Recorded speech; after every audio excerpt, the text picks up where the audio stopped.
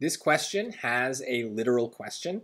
Therefore, we know it's testing the ideas in the passage, and so we need to follow the instructions that are given to us. It says which choice most effectively sets up the information that follows. So if we're inserting the sentence here, we need to make sure that the stuff that comes after kind of relates back to it. And the best way to understand the instructions better and what we're looking for is to use a dumb summary. So what's going on in these following sentences? Look for things that are repeated. A 1994 survey concluded that only 18% of American colleges required at least one philosophy course. That sounds negative. The whole passage is about why philosophy is good. Therefore, between 1992 and 1996, more than 400 independent philosophy departments were eliminated from institutions. So this is all negative, and so we're going to want to set that up. Now look at choice A. Consequently, philosophy students have been receiving an increasing number of job offers. That's positive. If you're getting jobs, that's good. So we don't want that. That's not setting up this negative thing that comes after. B, therefore, because of the evidence, colleges increase their offerings in philosophy. Well, not only is that positive, but it directly contradicts what follows. So it's wrong for two reasons. But why would people pick that? Because they didn't follow the instructions. Those are very tempting answers. Look at what comes before, the beginning of this paragraph. Because philosophy teaches students not what to think, but how to think, the age-old discipline offers consistently useful tools for academic and professional achievement.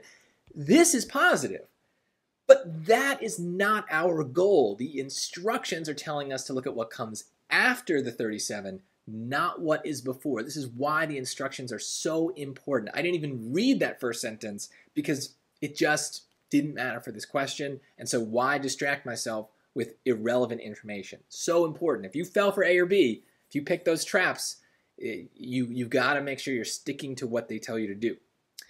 Now, C and D are both negative. Notwithstanding the attractiveness of this course of study, students have resisted majoring in philosophy. That sounds pretty bad. And D, however, despite its many utilitarian benefits, colleges have not always supported the study of philosophy, also negative. Now, D is the answer. On the one hand, I think it's because it's much more related to the specific way in which those sentences are negative, right? They're specifically talking about the colleges and the courses that are offered and the departments and the colleges. So that matches much better.